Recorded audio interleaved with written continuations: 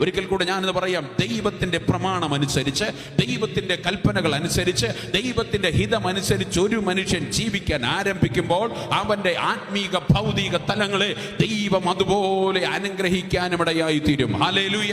അത് ദൈവത്തിന്റെ സ്വഭാവമാണ്. ഹല്ലേലൂയ.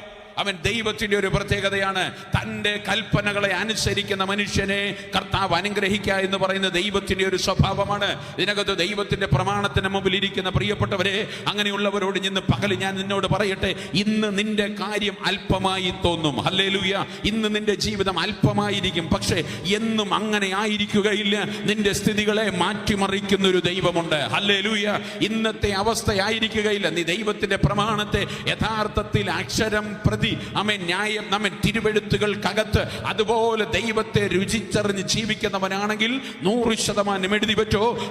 ദൈവം നിന്നോട് പറഞ്ഞ വാഗ്ദത്തത്തെ ദൈവം തെറ്റിക്കാതെ പരിപാലിക്കാനിടയായി തീരും.